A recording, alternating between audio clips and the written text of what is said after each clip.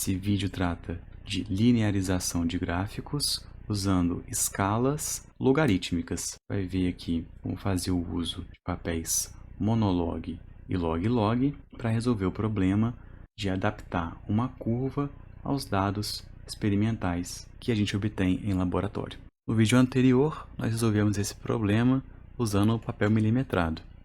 Agora a gente vai resolver usando uma outra ideia.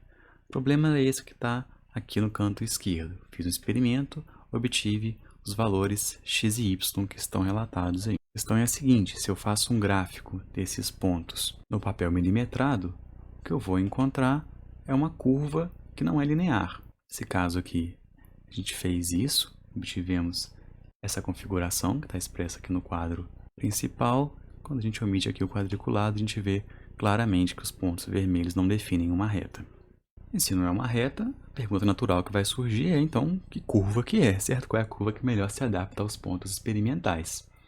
E a gente atacou isso de duas formas. Começamos pelas mais conhecidas, tentamos resolver o problema com um polinômio e também demos a solução para o caso que a gente já sabe, a relação teórica entre x e y é uma exponencial.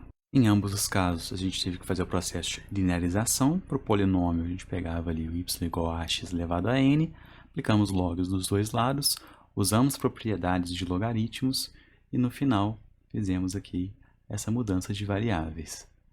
Mudança de variáveis implica no procedimento de trocar a tabela agora, né?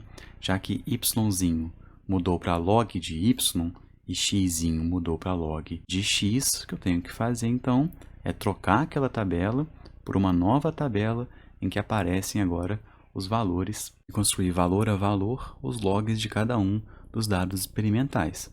Com essa nova tabela, então, eu ia no papel milimetrado, traçava a reta, usando o método gráfico ou mínimos quadrados, eu tinha o valor de Azão e Bzão, voltava nessa expressão que está no quadro, e analisava o problema encontrando Azinho e Nzinho. Mas existe um outro procedimento, que é o que a gente vai conhecer agora, que elimina esse passo de construir uma nova tabela. A gente vai conseguir trabalhar apenas com essa tabela original, obtida do experimento. É um processo de linearização que envolve uma ideia muito bacana. Antes de construir a nossa própria escala logarítmica, vamos conhecer aqui o papel monolog. Vocês veem na tela, no centro dela, é o papel monolog.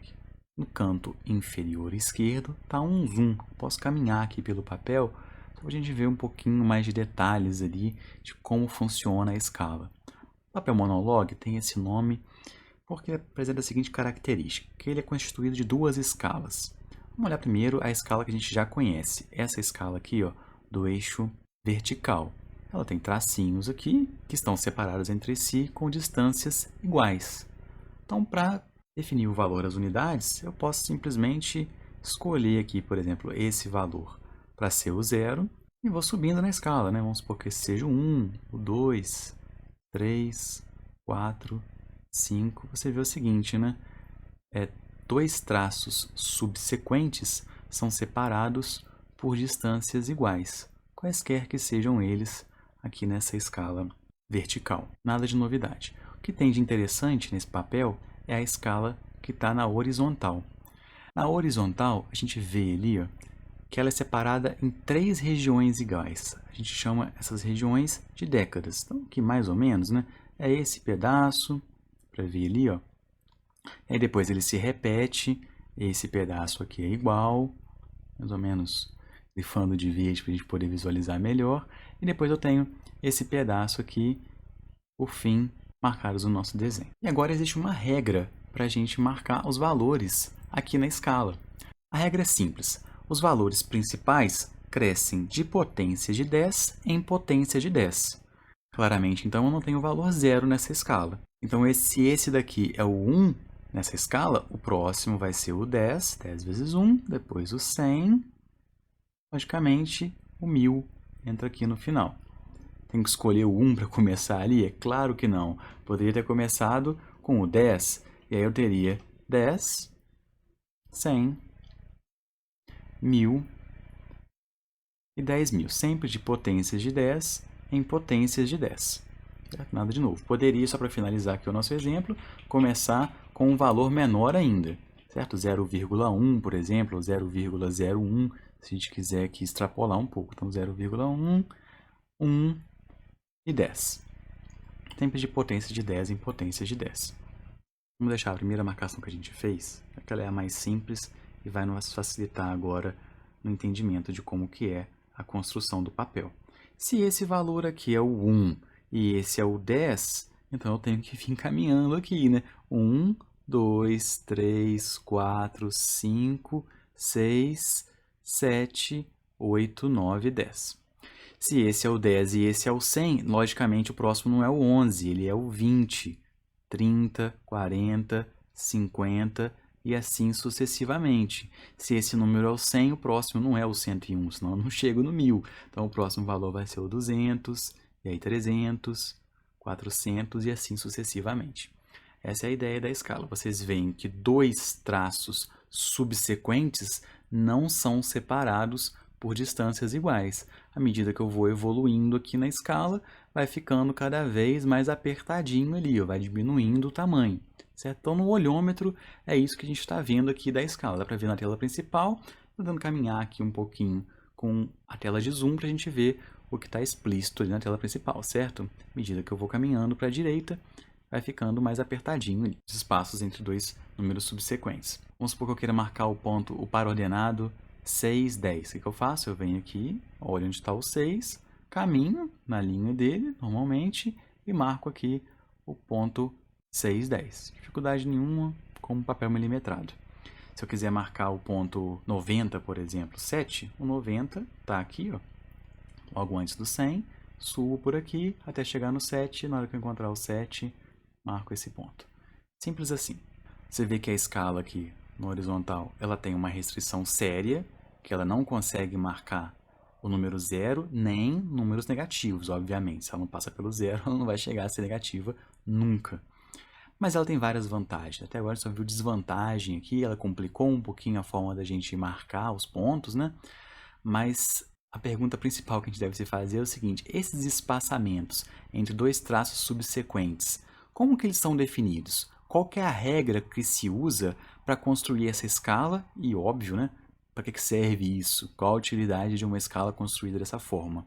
Essa escala ela é construída observando a distância entre números subsequentes a partir da função log.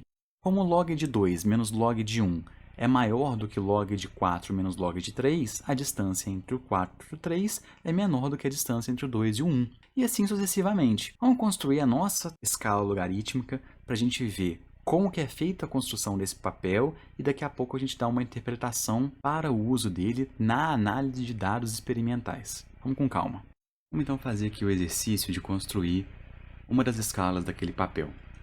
De maneira didática, só meio improvisada, só para a gente entender o procedimento. Vamos supor que eu esteja interessado em construir a década que está entre os valores 10 e 100. O primeiro passo é medir qual que é esse tamanho aqui. Então eu pego uma régua, por exemplo, e meço esse tamanho da década, né? Cada papel vai ser de um jeito, e vejo o tamanho L, em centímetros, por exemplo, dessa medida aqui. E aí eu notei lá 13,48 centímetros, por exemplo. Próximo passo é marcar todos os valores que estão ali intermediários, o 20, o 30, o 40, o 50. Então, vou marcar aqui o valor X. Agora a pergunta que eu tenho que me fazer é o seguinte: aquele X, ele está a quantos centímetros aqui do início? Porque aí se eu souber que o X, por exemplo, o 20 não está na metade. Se eu marquei lá, como eu disse, né, de brincadeira, 13,48, a metade disso é 6,74 centímetros, né? Então, eu pegaria a régua, marcaria o ponto intermediário. Mas a gente já viu lá pelo desenho do papel monologue que não é verdade, né? O 50, ele não fica na metade entre o 10 e o 100. Ele fica um pouco mais para a direita. Vamos saber exatamente quanto que é essa distância aqui para o L50, para o L20, enfim, para todos os números. Eu faço, então, de maneira simples, calcular essas distâncias usando uma regra de 3, como a gente está habituado já. Só que eu vou usar agora a função logaritmo para definir distâncias. Essa que é a diferença. Então, olha só, o log do último valor lá na escala verde menos o log do primeiro valor define distâncias em logaritmo, usando a escala logarítmica.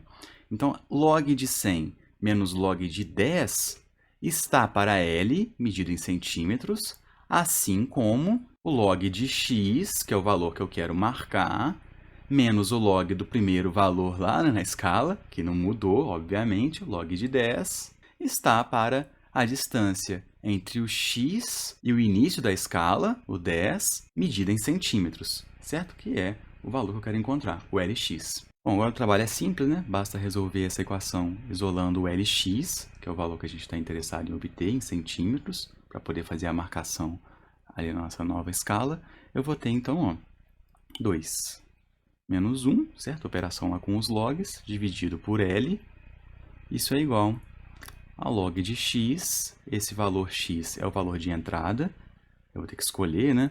20, 30, 40, enfim, todos os valores entre 10 e 100, de 10 em 10, dividido por Lx. Dessa forma, então, basta isolar aqui o Lx, que eu tenho uma regra de construção daquela escala.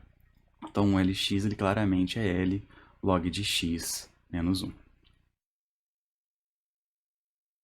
E aí agora, substituindo valores de x nessa equação aqui, eu sou capaz de obter todos os valores de Lx para marcar lá na nossa escala. Vamos ver com calma como é que isso funciona. Bom, o que eu fiz aqui foi só limpar o nosso quadro e deixar preparado para a gente fazer as contas. O que eu quero fazer é marcar ali na escala aqueles valores. Então, o primeiro passo é calcular um a um deles, né? Vamos supor que eu quero começar aqui com o x igual a 20. Então, o que eu tenho que fazer é ir na calculadora científica e calcular o valor de log de 20. A tela da calculadora me fornece o valor de 1,30. Substituo ali na regra de construção da escala e obtenho, então, L20 igual a 13,48, aquele número que a gente está supondo, né? Que é a distância medida entre 100 e 10 na régua. Isso vai dar 1,30 menos 1 centímetros. E só operando aqui, né, encontro 13,48 vezes 0,3, medida em centímetro, né, lógico, e obtenho, então, o valor de 4,04 centímetros. O que eu devo fazer agora, então, é marcar na escala esse tamanho. Então, se eu supuser aqui, né, que esse tamanho vale os tais 13,48 centímetros, na metade do caminho ali, eu vou ter a metade da distância marcada na régua. Aqui eu estou fazendo de forma improvisada, só para a gente ter uma forma de entender como é a construção dessa escala. Então, na metade eu teria 6,74 centímetros, né? A metade de 13,48, e metade da metade daria 3,37. O 4,04 estaria um pouquinho para lá, então vou marcar o 20 aqui, ó.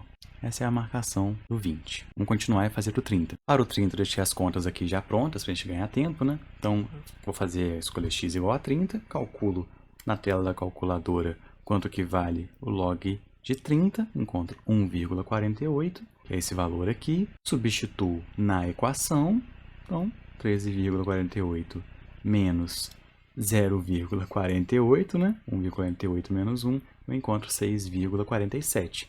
6,47 agora, próxima tarefa é marcar lá na escala. O 6,47, há pouca coisa depois da metade, então vou marcar aqui o 30 nessa posição. Para o 40 a situação é análoga, vamos só ver o resultado. Então o log de 40 vale 1,60, e aí 13,48 vezes 0,6 dá 8,11 centímetros. E aí, ó, olha o que está acontecendo, o 20 estava a mais ou menos 4 centímetros do início. O 30 a 6,5, ou seja, 2,5 centímetros entre o 30 e o 20. Agora, o 40 está a 8 centímetros mais ou menos do início, ou seja, 1,5, 1,6 ali do 30. Está diminuindo a distância entre eles também. Entre o 40 e o 30, 1,6. Entre o 30 e o 20, 2,5. Entre o 20 e o 10, 4. Está ficando cada vez menor e diminuindo logaritmicamente a distância entre eles. E agora eu deixei pronto para a gente aqui todos os outros valores, né? O L50, 9,42, L60, 10,49 e assim por diante. Deixar claro aqui o que eu estava dizendo. Olha a distância que existe entre o L90, por exemplo, e o L80. Está lá nas casas decimais, né? Ambos têm distâncias a partir do início de 12. E olha a distância que existe entre o L20 e o L30. Então, dois traços subsequentes não não tem distâncias iguais, como a gente esperava. E a regra agora é essa que está aqui explícita na tela. Eu sei exatamente qual que é a distância entre eles. Vou marcar aqui os pontos, então, na escala. Só para enfatizar, essa marcação não é feita assim de forma aleatória, né? Tem que usar uma régua e ir com todo o cuidado do mundo. Vamos ver agora a aplicação para essa escala nova, escala logarítmica. O que a gente vê na tela é um papel log-log, ou de log, em ambas as escalas. As distâncias são logarítmicas. E a gente vê que quando eu caminho aqui para a direita, vão diminuindo as distâncias entre os traços subsequentes, como era esperado, mas quando eu subo, olha na câmera de zoom ali, ó, também vão diminuindo as distâncias. Bom, até agora parece que só complicou a nossa vida, né? Mas a aplicação aqui é super interessante. Se eu souber de antemão que eu tenho um experimento e a relação entre as duas grandezas que eu estou medindo é logarítmica, eu posso, nesse papel, fazer um gráfico representando esses valores encontrados aqui, e a curva que eu espero obter é aquela definida pelas novas variáveis que eu obtenho depois de fazer a mudança de coordenadas que a gente viu aqui na revisão do início do vídeo. Ou seja, eu vou ter aqui uma representação da relação entre y e x, e não mais x e y. Nesse papel, eu vou representar y igual a x mais b, ou seja, eu vou encontrar uma reta.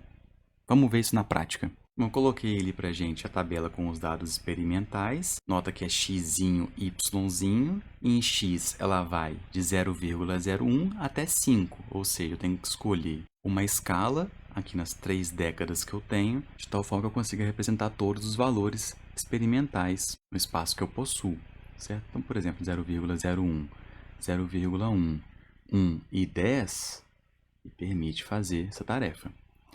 Já no eixo y, eu tenho de 0,4 até 0,9, então de 0,1 até 10 eu consigo representar todos os valores. O procedimento de marcação no papel log-log dos pontos experimentais é exatamente o mesmo do papel monolog. A única diferença agora é que duas escalas são logarítmicas. Vou mostrar aqui então na tela só o resultado dos pontos já marcados. Breve comentário: essas marcações intermediárias que existem entre as marcações principais da escala, elas têm divisões subsequentes com espaçamento igual entre elas, serve apenas para a gente lembrar ali aonde que está a metade, onde que é a divisão igual, como se fosse uma régua, mas a gente tem que subdividir aqueles pedaços intermediários usando a regra que a gente acabou de definir lá para distâncias logarítmicas. Bom, feito isso então no papel, agora eu posso traçar a reta que melhor se adequa a esses pontos experimentais. Não está difícil, posso usar o método do gráfico aqui, por exemplo, calcular os coeficientes A e B, e aí voltar na expressão teórica e encontrar Azinho e Nzinho. O que é bacana aqui é que depois que eu me habituo a usar esse papel, eu posso pegar os dados experimentais agora, sem ter que calcular o log de cada um deles, simplesmente pego esse papel, represento os dados nessa nova escala e obtenho direto uma reta. Bom, eu voltei aqui para o quadro branco para retirar aquelas linhas intermediárias que existem no papel de log, e aqui o nosso objetivo é só didático, certo? É aprender como que faz a análise daquele gráfico. Então aqui eu tenho as 3 décadas, vocês veem na abscissa 0,01, 01, 1 e 10, ainda está em escala logarítmica. Na ordenada também tenho 01, 1 e 10. Marquei os pontos azuis ali, e aí traço a reta que melhor se adapta aos pontos experimentais, que é aquela que deixa mais ou menos metade dos pontos experimentais acima, metade dos pontos experimentais abaixo. Essa aí satisfaz o nosso critério. O que eu devo fazer agora? Calcular Azão e Bzão. É simples, vou pegar 2 pontos pertencentes à reta, esse aqui, por exemplo, e esse aqui, por exemplo, não precisam de ser pontos experimentais, no nosso caso vão ser, mas não necessariamente os pontos experimentais estão na reta. Caso, por exemplo, desse aqui. Poderia pegar pontos que nem são dados experimentais, certo? Mas vão nos amarelinhos ali. Dessa forma, então, eu vou encontrar aqui, ó, no cantinho, o Azão e o Bzão. Eu quero só enfatizar um ponto. Na hora de calcular o Azão, quem entra aqui é y2 menos y1, dividido por x2 menos x1. A reta, ela aparece nas variáveis grandes. Então, nesse ponto, eu vou ter que usar a calculadora científica. Só que eu vou ter log de y2 menos log de y1, é assim que a gente define a mudança de variáveis, dividido por log de x2 menos log de x1. Bom, essa aqui é simples, vou pegar aqueles dois pontos que a gente escolheu ali da reta, eu tenho então log de 9 menos log do primeiro valor ali, ó, é o 0,4, que toca o eixo y, dividido por log de 5, que é o par ali do 9, certo? Menos o log de 0,01, que é o primeiro valor aferido. Então, fazendo a conta aqui na calculadora, o valor que eu encontro, depois de todas as aproximações, é 0,500. A reta que eu tenho, então, ela é do tipo y igual a azão, x mais b, e o azão eu já encontrei. Ele vale 0,5. Então, eu tenho aqui y igual a 0,5x mais b. O bzão posso ler ali no eixo y? É aquele ponto? Não, infelizmente não. Já que eu não tenho zero na escala, o bzão ele não vai estar exatamente ali onde está o 0,01. Se fosse um pouco menor não é zero, né? Então, infelizmente, eu vou ter que fazer um outro procedimento para encontrar o valor de b. Eu pego um ponto qualquer pertencente à reta e substituo aqui na equação que eu já encontrei. Vou pegar aquele lá, o último ponto, né? Está claramente pertencendo à reta, então eu vou ter log de 9 é igual a 0,5 vezes o log de 5 mais b. Simplifica, então, que o b, nesse caso, vale 0,6. Vamos guardar esses dois valores, que eles vão ser super importantes para a gente. O b vale 0,6 e o a vale 0,5. O último passo aqui que a gente tem que fazer é colocar esses valores que a gente acabou de encontrar na expressão de mudança de variáveis. A gente lembra lá que o azinho ele é igual ao nzinho, lógico, então o nzinho vale 0,5 e o bzão ele é o log de azinho, que implica então que o azinho vale 10 elevado a b, no caso aqui, aproximadamente igual a 4. A expressão que a gente chega final, ela é exatamente a mesma que a gente encontrou no vídeo anterior.